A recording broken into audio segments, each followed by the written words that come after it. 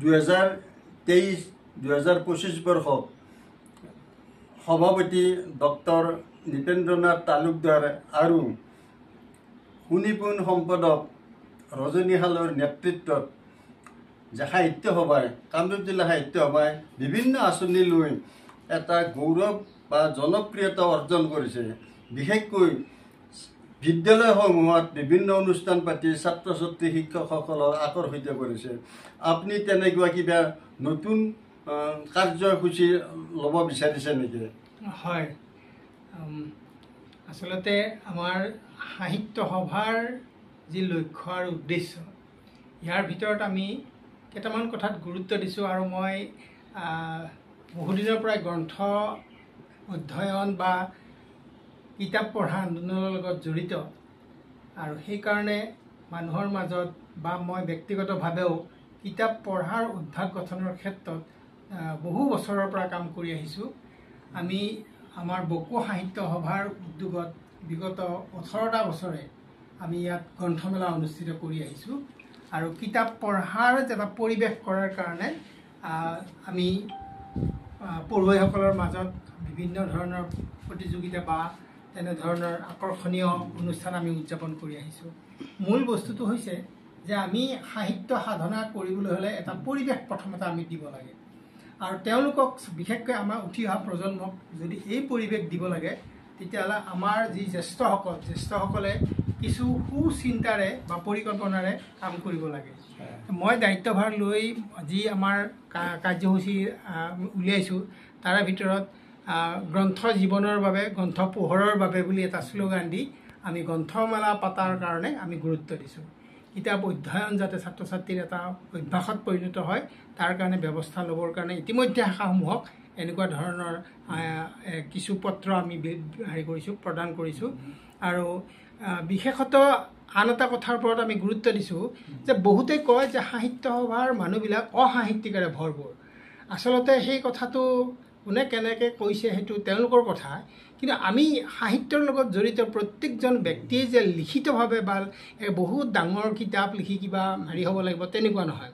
আমাৰ মন মগজুৰে সৃষ্টিশীল কথা বা কৰ্মৰাজিৰ ওপৰত যদি কাৰোবাৰ আস্থা থাকে, তেতিয়াহ'লে এগৰাকী কৃষিৰ লগত জড়িত ব্যক্তিও সুনিপুণ তেওঁৰ চিন্তাৰ অধিকাৰী, সৃষ্টিশীল চিন্তাৰ অধিকাৰী। গতিকে তেনেকুৱা মানুহবিলাকক লৈ পেলাই আমি যদি সাহিত্যৰ সাধনাত আমি ব্যস্ত হওঁ, তেতিয়াহ'লে নিশ্চিতভাৱে আমাৰ এখন সুস্থ সমাজ হ'ব। আৰু আনটো কথা হৈছে কি যে আমি এচাম ভাল পোৱা মানুহ আমাক লাগে, সাহিত্য ভাল পোৱা মানুহ লাগে। সকলো মানুহে যে লিখিব পাৰিব এনেকুৱা কথা নহয়। সাহিত্যক ভাল পোৱা মানুহ লাগে, আমাক প্ৰেৰণা যোগোৱা মানুহ কিছুমান লাগে। গতিকে আমি ভাবোঁ যে এচাম পঢ়ুৱৈ যদি সৃষ্টি কৰিব পৰা যায়, তেতিয়াহ'লে সাহিত্য সভাই বহুতখিনি কাম কৰিব পাৰিব। সেইটো আগত ৰাখি এটা কাম কৰিছোঁ, সকলো মানুহেই যে সাহিত্যিক হ'ব পাৰে তাৰ এটা সাধাৰণ প্ৰচেষ্টা লৈছোঁ যে গৃহিণীগৰাকীও কেনেকৈ এগৰাকী সাহিত্যিক হ'ব পাৰে, বা খেতিয়কজন কেনেকৈ এগৰাকী সাহিত্যিক হ'ব পাৰে, মিস্ত্ৰীটো এগৰাকী কেনেকৈ সাহিত্যিক হ'ব পাৰে। আমি তেওঁলোকলৈকে আহ্বান জনাইছোঁ সৰু সৰু পুস্তিকা কিছুমান কৰাৰ কাৰণে, যিবোৰ পুস্তিকাই জীৱনক সমৃদ্ধ কৰাৰ ক্ষেত্ৰত বিশেষ ভূমিকা অৰ্জন কৰিব। মাত্ৰ কেইটামান পৃষ্ঠাৰ জৰিয়তে নিৰ্দিষ্ট বিষয়ৰ যি ব্যুৎপত্তি তেওঁলোকৰ, সেইখিনি যাতে তেওঁলোকে আমাৰ পঢ়ুৱৈ সমাজক দিব পাৰে, আৰু পঢ়ুৱৈ সমাজেও তাৰ পৰা যাতে উপকৃত হ'ব পাৰে, তাৰ কাৰণে কিছু গ্ৰন্থ প্ৰণয়ন কৰাৰ এটা আঁচনি আমি তৈয়াৰ কৰিছোঁ।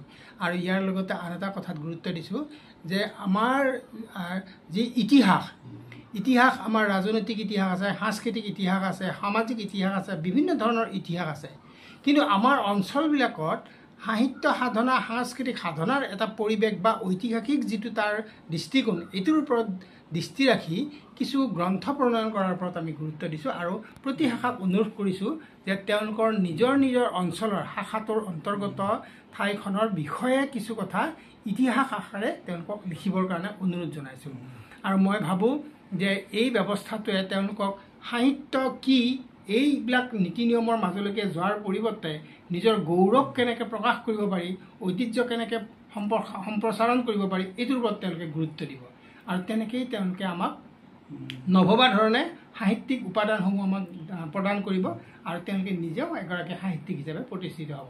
গতিকে সাহিত্য সভাৰ ফালৰ পৰা, জিলা সভাৰ তৰফৰ পৰা বহুত বেছি কাৰ্যসূচী হয়তো আমি ল'ব নোৱাৰিম, কিন্তু যি কিছু সাহিত্য বিষয়ক বা উত্তৰণ সম্পৰ্কত কাৰ্যসূচী ল'ব পাৰি সেইখিনি ল'ম আৰু ছাত্ৰ ছাত্ৰীৰ মাজত আমি বহুতকেইটা কিবা কাৰ্যসূচী ৰাখিছোঁ সেয়া সময় সাপেক্ষে আমি কৰি থাকিম বুলি ভাবিছোঁ। আপোনাৰ ঘৰলৈ আহি অতিকে আচৰিত হৈছোঁ যে আপোনাৰ বাগগৃহত আটাইকেইটা ৰুম কোঠাতে আপুনি বিভিন্ন আলোচনী গ্ৰন্থ বাতৰি কাকত আদি সুন্দৰভাৱে সজাই পৰাই ৰাখিছে। ইয়াৰ অন্তৰালত আপুনি কি ভাৱেৰে যুগুতাই ৰাখিছে যে জিলা পুথিভঁৰালতকৈও কিতাপ গ্ৰন্থ বেছি থকা যেন লগা হৈছে? কথাটো এনেকুৱা, পঢ়াৰ অভ্যাসটো মোৰ স্কুলীয়া দিনৰ অভ্যাস। আনন্দবজাৰ পত্ৰিকা বা ভূপেন হাজৰিকাৰ প্ৰতিধ্বনি সেই স্কুলীয়া জীৱনতে পঢ়িছিলোঁ আৰু ছোভিয়েট ৰুছিয়াৰ দেশ আলোচনীখন তেতিয়াৰ দিনতে পঢ়িছিলোঁ।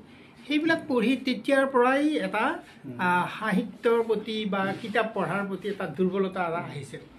আৰু নিজে যেতিয়া ছাত্ৰ হিচাপে থাকোঁ স্কুলত, তেতিয়া স্কুলত যিমানবিলাক পুৰস্কাৰ পাইছিলোঁ, মোৰ প্ৰথম পুৰস্কাৰটো আছিল এটা বক্তৃতা প্ৰতিযোগিতাৰ প্ৰতি স্বামী বিবেকানন্দ বুলি, আৰু সেইখন এতিয়াও মোৰ আছে।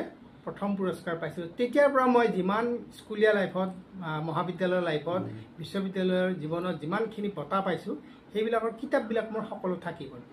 আৰু ইয়াৰ মাজতে এটা সুবিধা পালোঁ যে মই যিহেতু বিশ্ববিদ্যালয়ত থকা সময়ত সদৌ অসম নবীন লেখক শিল্পী সমিতিৰ সম্পাদক আছিলোঁ, বিভিন্ন অনুষ্ঠানৰ লগত জড়িত আছিলোঁ, তেতিয়া মই বিভিন্ন ব্যক্তি সাহিত্যিক এইবিলাকক লগ পাইছিলোঁ। অসম প্ৰকাশন পৰিষদৰ সৈতে খুব ভাল সম্পৰ্ক এটা হৈছিল আৰু বহুত কিতাপ তেওঁলোকৰ মই পঢ়িছিলোঁ, কিনি আনিছিলোঁ। আৰু প্ৰথম গ্ৰন্থমেলা যেতিয়া হয়, সেই প্ৰথম গ্ৰন্থমেলাৰ পৰাই এতিয়ালৈকে অসম প্ৰকাশন পৰিষদৰ আগৰ সময়ছোৱাত বেছি ভাল আছিল। বহুত পুৰণি কিতাপ, মানে বৰ মূল্যৱান কিতাপবিলাক পাইছিলোঁ, সেইবিলাক কিনি আনিছিলোঁ। আৰু এইবিলাকৰ কাৰণে যিখিনি পইচা লাগে, সেইটো দৰকাৰ হয় যথেষ্ট। মোৰ কোনো